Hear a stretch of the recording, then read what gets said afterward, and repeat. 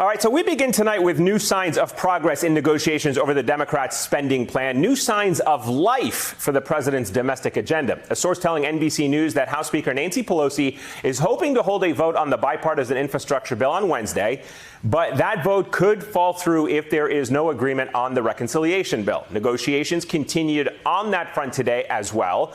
President Biden, Senate Majority Leader Chuck Schumer, and West Virginia Senator Joe Manchin all met at the president's home in Delaware to hammer out their issues today. Now, Speaker Pelosi said that earlier that the long-awaited Build Back Better legislation could be introduced as early as tomorrow. Watch. Where we are, I've said already, we've 90% of the bill agreed to and written. We just have some of the last decisions to be made. This is a Senate proposal, and they supposedly are writing it today. Tomorrow they would introduce it.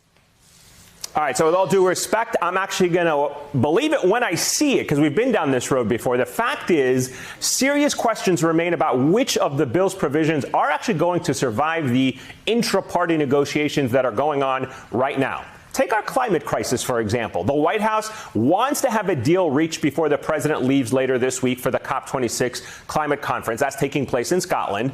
But if the deal doesn't address the United States' own contributions to the climate crisis, how's that going to look to the rest of the world?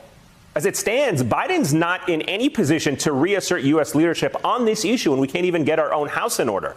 The biggest obstacle for Biden's clean energy programs, you guessed it, Democratic Senator Joe Manchin. Now, bear with me here for a moment. I'm not looking to make your Sunday scaries worse than they already may be, because even watered-down versions of some of these programs can actually still have a pretty big impact.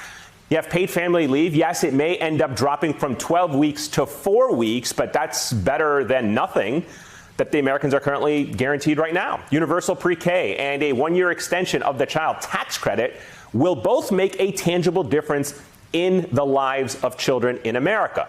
And free community college may be out, but expanded Pell Grants will still help millions of Americans. Look, Democrats aren't going to get everything they want this time. We know that's a fact. They're just not going to. But given the intractable nature of how Washington normally functions, the fact is it seems like Democrats are on the verge of delivering something to the American people. And that is not nothing. Let's discuss all of this and get an update on the negotiations in Washington with Maryland Senator Ben Cardin, who knows his way around D.C. and deal-making as well as anyone. He's also a member of the Senate Foreign Relations Committee.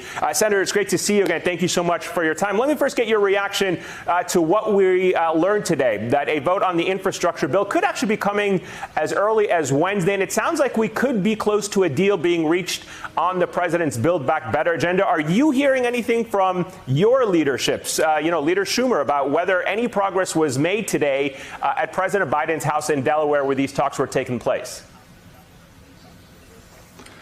Well, Eamon, first, it's good to be with you. We believe this is going to be a very busy week in the United States Congress. We do think significant progress has been made. The list that you just put on the screen, every one of those issues are important issues to American families. We're talking about dealing with the real cost centers of families and child care and the pre-K, paid leave. These are all critical issues. So we are very optimistic that the final reconciliation budget will include a significant advancement on these issues.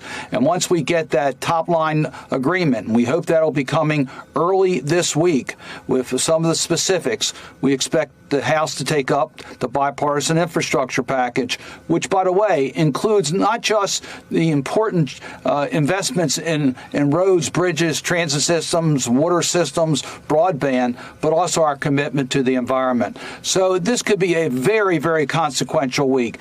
Progress has been made. Every day we've made progress, and we hope that we'll be able to make critical announcements of an agreement this week so we can vote on the bipartisan package and then fill in the blanks, fill in some of the specifics that need to be done by our committees on the reconciliation budget. Let's talk about the climate crisis for a moment. As I mentioned, and you just brought up as well, a lot of the key provisions of the Build Back Better plan have been watered down in order for it to get the support of some some of the more conservative Democrats in Congress, namely Kristen Sinema and Joe Manchin. How do you, as a senator, balance this existential issue, like fighting the climate crisis, with the need to deliver something for the American people and, quite frankly, for the sake of our planet?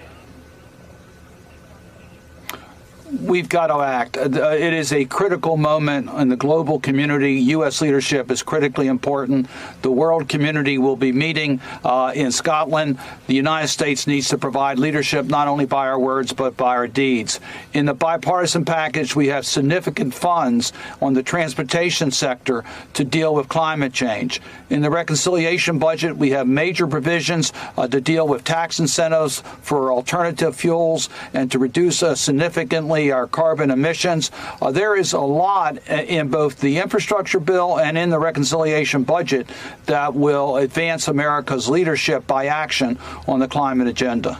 So I got to ask you about Kristen Sinema for a moment, because raising taxes to pay for some of these programs, it has become a sticking point for the Arizona senator, but it's something that has brought support from the Democratic Party and the Democratic base. I want to play for you what Senator Elizabeth Warren told my colleague Jonathan Capehart about this earlier today. Watch. What we need is a tax that focuses on the wealth of the richest Americans. And that's what Senator Sinema and I have been talking about. It's making sure they pay. And that's what the bill that Senator King and I have, and that we've been talking about with Senator Sinema. So this is about making sure we get, in effect, a wealth tax, a minimum tax, a book tax on giant corporations, and then empower the IRS to go after the tax cheats. So, as I said, Senator, this is all pretty standard stuff for most of the Democratic Party. Why do you think Kristen Sinema is making it an issue? Do you think she's just trying to hold up the process for something else, for leverage? Do you feel she's been co-opted by special interests and her donors? Explain it to me. You know her better than I do. Why is she taking this position that has broad public support? Amen. It's always difficult for me to speak for any of my colleagues, but I'll make this point. This package, this reconciliation budget, will be not only fully paid for by real offsets, but will actually reduce the deficit. Secondly, no one under $400,000 will pay any additional taxes. Third, the revenues that are going to be coming in are going to be coming in from our most wealthy taxpayers who should be paying more in taxes. That is clearly what's going to happen, and I think all 50 Democrats will support that package to make sure it's fully offset and paid for by those who have benefited the most during these recent years.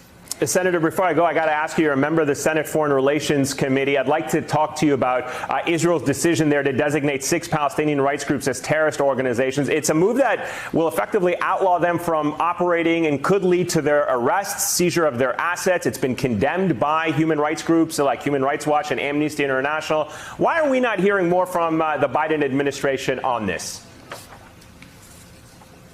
Well, I hope that the Israelis are sharing information with the people in the State Department. I hope they'll make more of the information available about these different groups. We know that the Israelis are deeply concerned about the security in their own country and the protection of their own citizens, but they need to share more of this information so we understand the rationale for the designation of these groups. All right, Senator Ben Cardin from Maryland, sir, greatly appreciate your time. Thank you so much for joining us this evening. Thank you.